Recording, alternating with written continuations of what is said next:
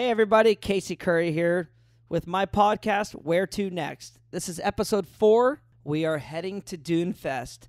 Actually, it's going to be a wild trip. We are heading from Axial Fest straight to Dunefest, straight from Dunefest to Moab, Utah for a charity event, from Moab straight to Rubicon to do the Rubicon Trail. But we are going to talk about Dunefest today. I am super excited to be heading to this unique event. It is a UTV motorcycle ATV event up in Winchester, Oregon. It's a 16-hour drive from us here in Corona, California. And right now today I have Branden, who is working with the event and knows more about the event than anybody else. So let's get Branden on the phone. All right, guys, so I'm going to bring Branden onto the phone, and we're going to get learning about the Dunefest event, which I'm super excited to be going to for the first time. And I got Branden on the phone. Branden, how are you? I'm doing good. How are you doing? I'm doing all right, man. I'm on the website for Dunefest, and I am really excited for this event. There is a lot going on. Do you want to give us a little lowdown on what's going on at the event? Yeah, for sure. There's all kinds of stuff going on. You've got drag racing. You've got MX track, short course stuff, tire toss, treasure hunt, vendor row, night rides, monster truck rides. I mean, this is the place to be if you like to play on the sand. That's right. So is the motocross races actually in the sand? Yes. Wow. And is it all in a confined area? Yeah, for sure. The majority of the event is all on the north end of the dunes, and obviously you can still ride the rest of the dunes, but the majority of the event's up there, and they do offer some camping on the south end of the dunes. But yeah, they'll have a course marked off for your MX guys and your short course side by sides and quads and all that good stuff. Is there any rules on the for the side by sides? What's it take to be able to race your guys' races? A helmet. Oh man, I like Basically, your style. Yeah. I'm interested in going racing. So Yeah. So and now as far as the event's July 24th to the 29th, is there a day that you want to get there? Is there a day you don't want to be there? When should we get there? When should we leave? Typically, we like to show up early. You got a couple days before it gets crazy around there. The event does technically start on Tuesday morning. You get your camping passes to get in there, and then really kicks off on Wednesday. With a culmination on Saturday of kind of everything coming together and all the winners getting their trophies and all the final races going on. And there's a big benefit auction at the end of the night that raffles off a bunch of motorcycle ATV side-by-side stuff. You got, swag and hard parts and all that stuff. And then, every night there's a concert, and they got bands and DJs and all that good stuff. So. That's right. So as far as camping goes, I mean, how far is camping from like the concerts and all the stuff going on at night? You can camp literally right in front of the stage. Dude, okay, that is radical. That and as far as motorhomes go, I mean, are we gonna have any issues getting motorhomes onto the sand or anything? No, they offer a cat service. So the cat is free of charge. Typically everybody throws them $20 or something like that, but they get you hooked up and they pull you out there. The main area where the stage is and OEM row, which is all your major manufacturers, has bark put on top of the sand. So it's not too bad to get out there, but typically most guys hook up and just let the cat do the work. Gotcha. So a little safety precaution. I need to learn how to hook up my motorhome to a hook. I've never actually done that before. Yeah. So as far as so we got concerts going on for kids and stuff like that. I see you guys got treasure hunts. Is there a lot of stuff for, kids to do as well? Yeah, for sure. They have the hands-on training will be there for the kids. In Oregon, we have a regulation where you have to have some hands-on training for your kids to ride. It'll be there. They have treasure hunt. They got poker runs. I mean, great vendor row. It's really all about the family atmosphere and getting the kids involved. And there's kids racing, there's barrel racing, there's tire tosses, on the drag strip, which is something I'm big into. You invite all the kids, it's the next level of the sport, and we want to get them out there and show them what needs to happen and get them excited about it. And hopefully they continue on, at least understanding that it's not just for the racers. It's for everybody who wants to make a pass down the track. You want to race your brother, your cousin, or your buddy. You can get out there, and there's plenty of us there that know what's going on with the lights. They can get you educated on what you're trying to do and where you're trying to go. Obviously, everybody's trying to go fast, but A lot of the racing is bracket racing, so it's not a money game. You know, a lot of times these races are, you know, whoever has the biggest wallet, you know, can build the biggest, baddest thing there is. Yep. And this is a bracket race, so you might be paired up against a guy who's faster than you or slower than you. You got to wait on him, or you leave first. You know, one or the other. So. That's a lot of fun right there. I'm actually excited for that. So now I went from, you know, I'm bringing my family. So this is one of the only events of the year that I actually get to bring my family, and pretty excited. I got a little 2-year-old and a 4-year-old boy, and my wife. So we're all. I mean, I'm bringing all my guys and the entourage as well, but. You know, because it's the sand dunes and it looks like an amazing time, I'm going to bring them. So now I'm even more excited now. Yeah, it's definitely a family event and a great time for the kids. And, you know, like I say, there'll be plenty for them to do and plenty to see. And half the event is just literally sitting there at camp and watching the crazy rigs go by and the builds and you know, just the stuff you don't see every day, you know, plain and simple. Absolutely. And now, as far as, I mean, look, I mean, I'm going up with Monster Energy, but for the average guy, I mean, what's it take to get in? How do you get invited, or what do you do to show up? So you can get on the website and book your camp pass, and you know, buy bracelets to get in. They also have a booth at the entrance that you can buy bracelets to get in.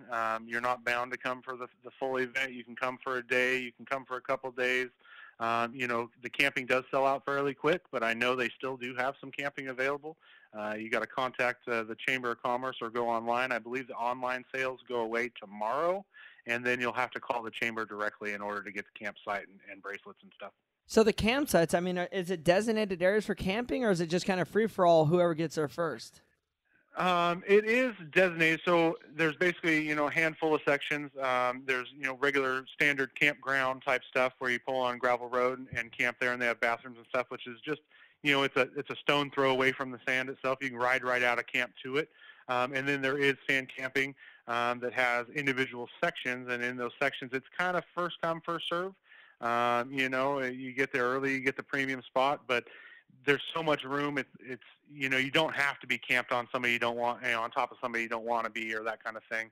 But yeah, the early bird definitely gets the worm on getting a premium spot for sure. Awesome. And now, as far as, like, I mean, the sand dunes, is there any regulations for, I mean, just look, every question I'm asking is for just the normal person that, you know, my whole reason for this podcast is just to bring the knowledge to the people and really explain everything that's going on, and if there's any rules or certain things they need to know. I mean, for a guy that lives in California, UTV, motorcycle, whatever he's got, is there any rules that they need to abide, or, I mean, flags, you know, lights, anything like that? You need to have a flag.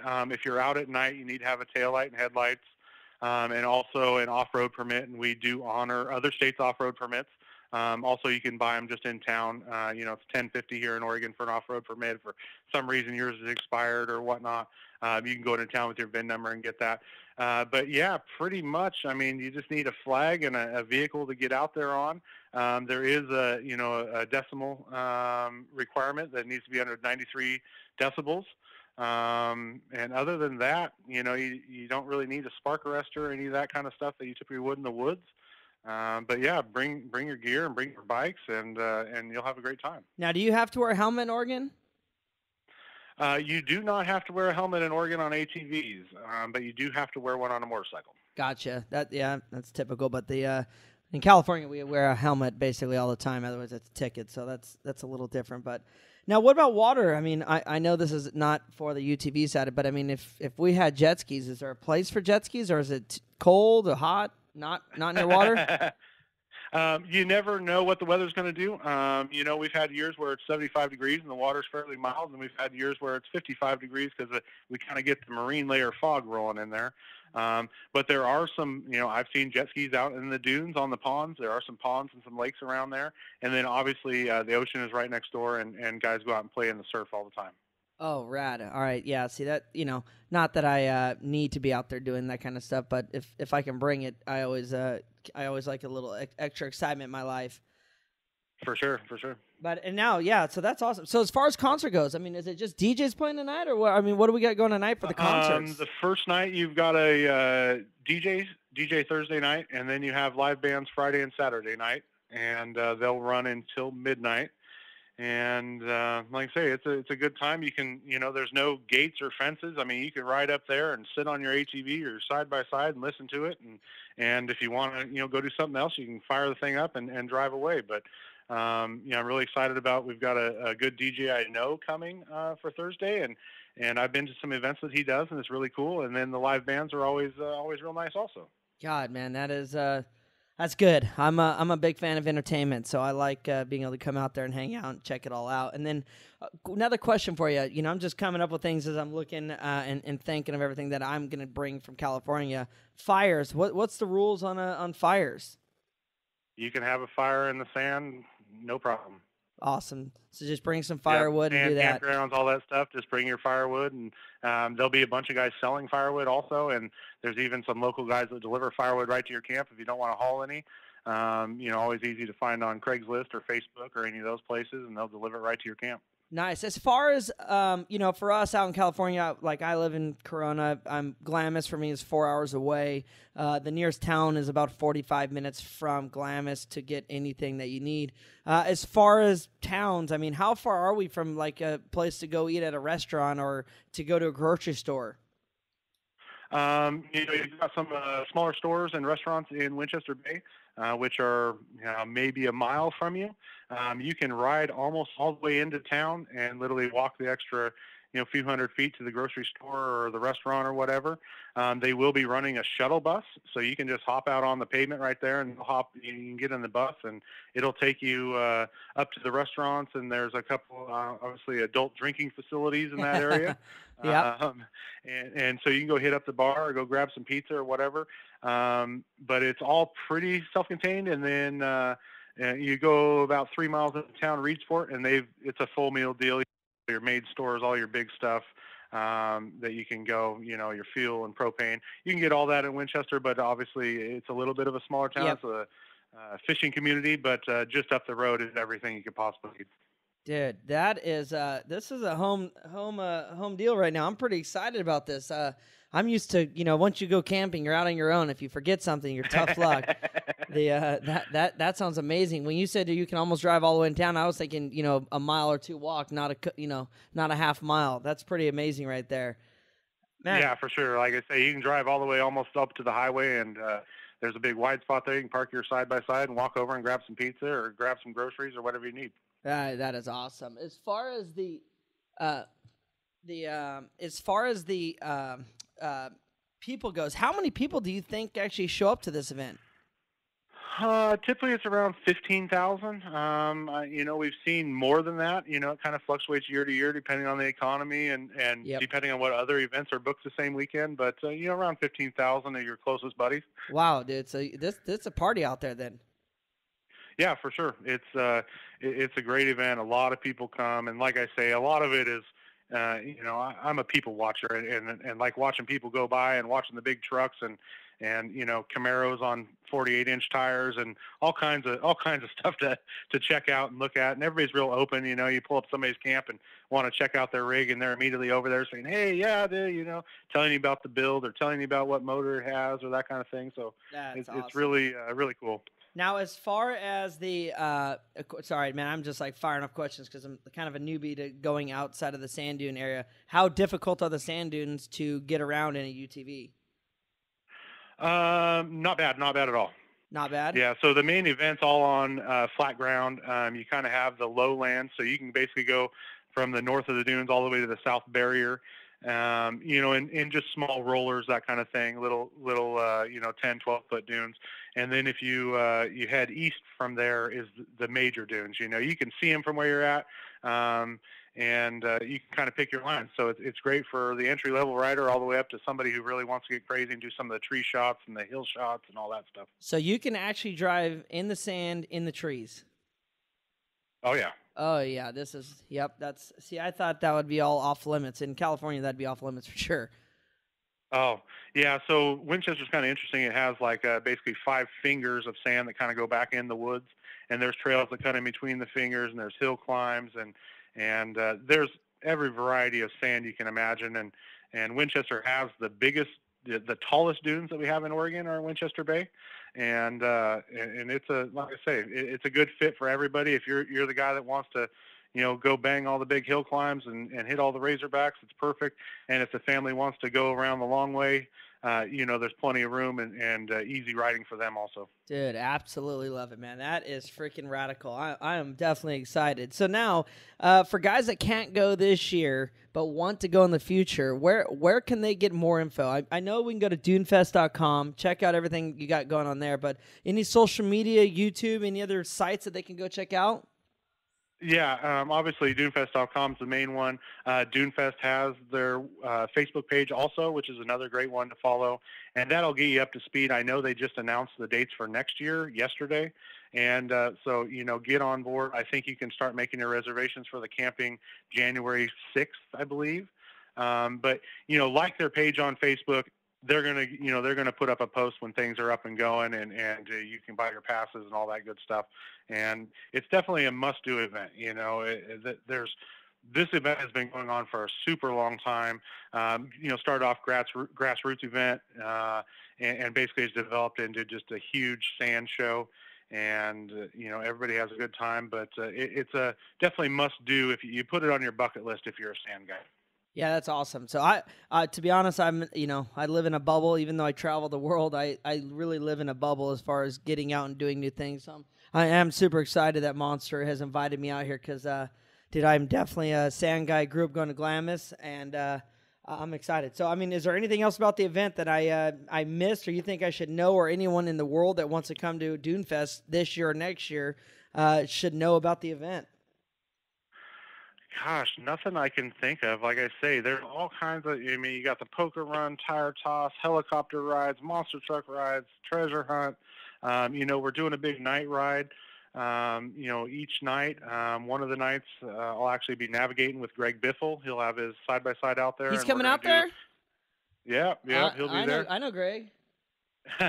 Small world. And yeah, for sure. So he'll be there, and we're leading a night ride, and then we've obviously got a bunch of the side-by-sides guys that'll be helping out doing some of the other night rides and stuff.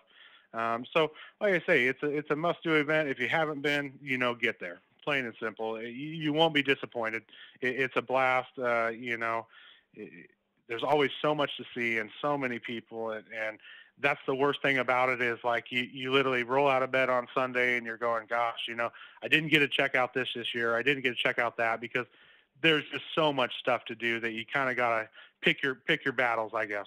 Yep. Nope. That's awesome, man. Well, I am excited to be heading to Dunefest, and dude, thank you for getting on the phone, taking the time. I really want to give it up for you, and dude, we'll hopefully get some more people out there. Sounds good. Well, yeah, we'll look forward to seeing you. You got it, Branden. We'll talk to you real soon. Okay, talk to you later. Thank you, man. Man, that was an epic phone call with Branden. That event is going to be amazing. Everything that Dunefest has to offer, there is just something going on all times of the day and night. So for me, bringing my family and bringing all my guys to this trip, it sounds like we're going to be busy the whole time, which to me, that's how I like it. If we're going to be sitting still, I'd get bored. So I might have to pull the jet skis out. We got the UTVs, all the Can-Ams are ready to go, and I am excited to get up to Winchester. And now knowing that I don't have to drive 45 minutes to an hour to go to a local grocery store or to go get food, this makes it even more exciting. So I am going to bring one of my Jeeps up there and go mob around and check out the whole event. So if you're in the area, definitely go check out Dunefest, dunefest.com, and please subscribe, check out my channel. Give me info. I want to know where to go next. And, this podcast is all about where to next. So thank you all, and we'll talk to you soon.